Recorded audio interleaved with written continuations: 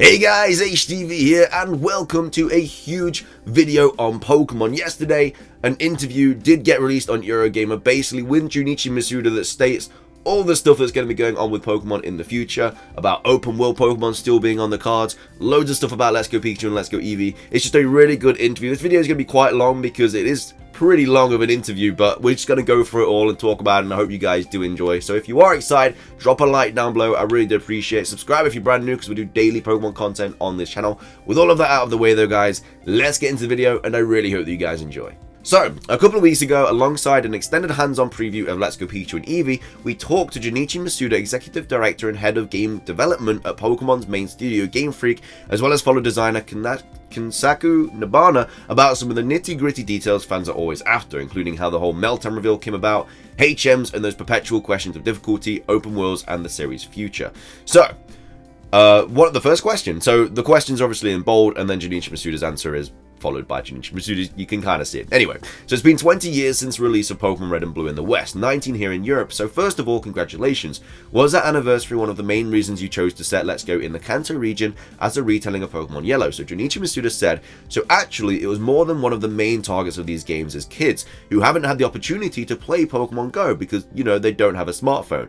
We thought that amongst all of the previous Pokemon games up until now, the one that's the most relatable to kids like this would be Pokemon Yellow. So you have a Pikachu, of course, as a main feature in these games, and you have Team Rocket, who appears a lot in the anime as well. And so, if we're reimagining this game, we're reimagining Pikachu for modern audiences. We thought that Pokemon Yellow would be kind of the easiest for everyone to relate to, everyone to understand, and then actually we only noticed afterwards that it would be the 20th anniversary of the release of the game, so we thought, great, this lines up very nicely. So at the time, of course, you had the pixel art and in black and white and monocolor, but with the new games, so we have the television, which is one of the main ways to play, and you're kind of looking at it from quite close up and seeing the kind of high quality graphics there, so we want people to experience the difference between the first very simple pixel art and new high graphics of the big television screen. So that's basically why they went with Kanto, because they wanted to reincorporate Pokemon Go with smartphones, and obviously kids never really had a chance to play Pokemon Yellow, and that is obviously the game that apparently appeals to kids the most, because obviously you start off with Pikachu, so that's why they went for that for Let's Go Pikachu and Let's Go Eevee. So would you say that this is the definitive version of Kanto? Is it close to what you or Game Freak imagined when you were first making it back then? So this time around, obviously, we're making a game that will be played a lot in the living room on the big television, as we mentioned, and the setting of the story is the Kanto region, which is a region in Japan which is known for or strongly associated with summer, or having a nice kind of summer atmosphere. This is something that we always were aware of when making the game, and also the fact that we didn't want to make it in any way a scary game. We wanted to imagine to be kind of friendly graphics, things like that. But in terms of things that we've been able to do this time, we weren't at the time. So, you know, we could have had everyone coming together playing the game in the living room, so you had to kind of play it individually at the time of the original games. But this time around, there's various ways you can enjoy it. You know, you can have friends coming over to your house playing, you know, one player or two player support play, throwing the Pokeball, you know, that's all sort of aspects that we were kind of able to successful with creating this time around, and it feels like this was an easy time. So they basically put co-op in this game because they know now that you can play it like cooperatively. So basically, he said that before you kind of just had to play it on your own in your little, obviously, handheld Game Boy or whatever. But now, obviously, the Switch brings a lot more people together to play in your living room. That's why the co-op is in the game, basically. So you mentioned not wanting Kanto to be scary, and I know you've talked about Pokemon and Let's Go in particular being accessible to new players. Are there still puzzles and challenges, things like strength puzzles and caves, or have you moved away from that entirely now? So when we try to think about how kids these days generally play games, what came to mind was mobile games, really. Games which you play for a short time, and perhaps you'll be moving between various games pretty quickly. So if it was a game that kind of takes about 2 hours to get into, we thought that perhaps people might get a bit bored and then decide to move on to a different game. So back in the day, even playing in the virtual console version of the original Pikachu version, it might take you, 30 hours, 40 hours to kind of complete or progress significantly in the game. Nah, I could probably smash it in about 8 hours, I think. And in this age with so many games to choose from, we thought that we'd rather make something that was easy to progress through and kind of tailor in playstyle to how we think that the playstyle has evolved over the years and how children are playing games now. So I think that kind of means that the games are going to be really easy to complete and really quick to complete, because they don't want you to get bored of it. They always want something to be happening to kind of make you not want to put the game down, in a sense. So that's not great to me, really. I feel like it's going to make the game super quick, and that's not great, but anyway. He then goes on to say, in the same vein, back in the day there wasn't any kind of mechanic where you could run anywhere in the games, but now of course with a 3D map you can go diagonally, you can go whichever way you want, you can run, it's faster to actually get around, and with the Pokemon appearing in the field as well, you can choose whether you want to catch the Pokemon or whether you want to avoid them altogether. So kind of, you know, bending of the will of the player here and giving them more options to choose from the way that's most fun for them. So, and that's just basically why they explained about wild Pokemon and stuff like that with 3D. I'm looking forward to how the wild Pokemon's going to be, because encounters can be annoying when you're trying to get through a cave or whatever and you keep finding Zubats popping up, especially in Mount Moon. So now we have the choice to whether we want to battle the Pokemon or not. It's going to be really awesome. Anyway, the next question. What would you say to those players who are crying out for a bit more of a challenge? Maybe adult players who've been playing for these 20 years or who get into it a bit later. Should they wait for next year's RPG instead? So you know to those kind of fans, we'd mentioned the catch combo mechanic, whereby you catch the same Pokemon multiple times in a row and get various rewards and benefits for that. And also the post-game content as well, in particular the Master Trainers. So these are trainers who are kind of the ultimate trainers of a specific Pokemon. So you'll challenge them, and then you'll get their title for that Pokemon. So you become the master of that Pokemon if you manage to beat them in battle. So for me, my favorite Pokemon is Psyduck. Didn't know that. So I'd be training my Psyduck amazingly, and then we'll challenge the Psyduck Master and then gain the Psyduck Master title. Oh, so you have to fight the trainer with that Pokemon, I think. So I'll be training my Psyduck amazingly, and then we'll challenge my Psyduck Master. So I think that makes it a little bit more difficult. Instead of just having like 6 Charizards against the Bulbasaur dude, you have to actually go in with a Bulbasaur. I think that's what it is. Anyway, and that's something you can put a lot of effort into, a lot of time into. If I really wanted to create a challenge myself, and these Master Trainers exist for all of the 151 Pokemon in the game, so you know, if you want to collect all of the titles, then it's something you can really challenge yourself with. So does that cover all of the post-game content, or is there more? Is there any story-based content after the main quest line? So you know this is obviously based on the yellow version, so in addition to the Master Trainers in the post-game, there's always the challenge of complete the Pokedex, and not just the in-game content, but we like players to also challenge themselves with meeting up with friends and just trading Pokemon from both versions to complete that Pokedex. So yeah, the post-game is basically just the Master Trainers. That's basically been confirmed there, which does suck. We kind of went over that in yesterday's video anyway, but yeah, that does kind of suck. Sure, and I know you haven't talked much about this yet, but is there any possibility that there would be a national Pokedex beyond the 151 from Kanto, or any plans to add Pokemon from other generations? So, not right now. What we're looking forward to most right now is how the game is received. We'll see its reception amongst all the players, and really so right now, players should become the trainer, throw their Pokeballs, and achieve that dream that everyone should be having, including myself. You know, it's everyone's dream to become a Pokemon trainer, and you know, take up your Pokeballs and get going. So, as of right now, there's no plans to get future Pokemon into Let's Go Pikachu and Let's Go Eevee, or they're basically just waiting to see how these games do to show whether they should make any more. We mentioned briefly those HMs like strength. It's been something that's changed pretty much with every game. Do you think that you've settled on an implementation of them with Let's Go, with the fan-focused things like surfing Pikachu and flying Pikachu with the balloons? So yeah, this is something that is tricky every time with every new game. We kind of ask ourselves as well, what would you want your Pokemon to be able to do? And this time, because we had the partner Pokemon that was always without you throughout the game, you know you were able to have them with these secret techniques that only your partner can learn. But you know when it comes to the new or future generations, that will be up to the developer of those games to decide exactly how to implement hidden machines. He laughs. It's a bother every time.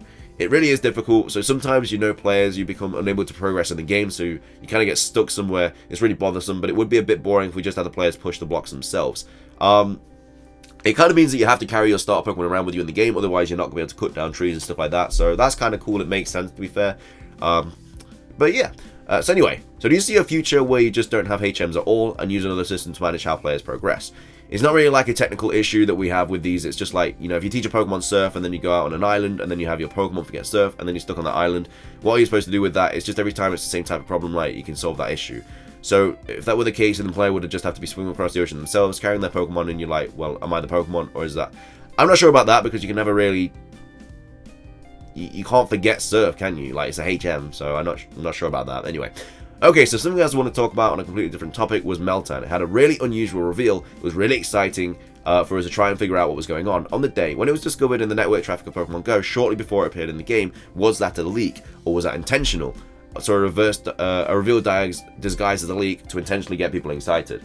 So that was planned. So the whole Meltan thing was planned. So actually, yeah, we tried really hard on this one. We didn't even tell company players. So even some of us were surprised when this came out as well. So only a few people knew about the plan in advance. So it really was a well-kept secret. So that's really cool. I really like that. That's how it happened, really. So normally I don't really post on Twitter things about new Pokemon or Pokemon that are featured or more often encountered in Pokemon Go or specific days, but on the day Meltan was released, it was community day there. Chikorita was Pokemon of the day, and then 15 minutes before Meltan was set to be released, I tweeted, "Oh, everyone hurry up and catch a Chikorita, you only got 15 minutes left," which was out of the ordinary. We'll make a point of paying more attention to your tweets. So when you decided to reveal it that way, as far as I know, it's never been done this way before, particularly with it being first available being in a non-mainline game. When was the first thought up, and whose idea was it to do it that way? So, in terms of who made up the decision, it was the TCPIs in PR team was Niantic, and also myself, who got together and started talking about it. And really we were thinking about how we wanted people to first lay eyes on Meltan, and how to kind of make it appear like a cute Pokemon right from the start. So some people might look at it, and if it were handled the wrong way, as of, oh, it's like a gross Pokemon, but they had it appear in Pokemon Go, kind of moving around, doing its thing, then, you know, people would be like, oh, what's this now? And we thought that was the best way to kind of have Meltan first appear in the world, which I think is an amazing thing to do. Can you answer how we can catch it yet? So well as for the info, we actually will be released on the 10th of October, but you know, yeah, so we already know how to do all that. You basically get the mysterious box from like sending Pokemon across, blah, blah, blah, and then Meltan appear. It's basically like an incense lure for Meltan. Is it possible to transfer Meltan back to Let's Go? Yes, via the usual method. And is there only one that you have, so it's either in Go or Let's Go, or you can have multiple and have it in both? So you can have lots of Meltan at once, is the basic answer, but as you know, this is the first time that we have had a Pokemon make its debut in a game that's not the main series game, but Pokemon Go is, so it's pretty special. Okay, thanks for answering that, even if I can't say until everyone already knows. So last time we spoke, back at the Let's Go reveal in Japan, the topic of open world Nintendo Switch game came up, like Breath of the Wild and Super Mario Odyssey, and you mentioned that there is a possibility that one day Pokemon might follow suit. I know that's purposely vague, but is that still something that's being considered? Is that something that you can see one day happening for the Switch? Well, you know, in general, I always wanted to be kind of facing new challenges and trying to, you know, do new things with Pokemon. You know, it's a different matter whether players will actually enjoy that kind of playstyle, but really, you know, things like setting up an AI so you know real world Pokemon appear, or different ways to appreciate the game. I'm always kind of thinking how to approach Pokemon series from a different aspect, so that is sense still on the cards. So open world Pokemon is still on the cards. It's not a straight up no, it's never going to happen. So yeah, that's super exciting.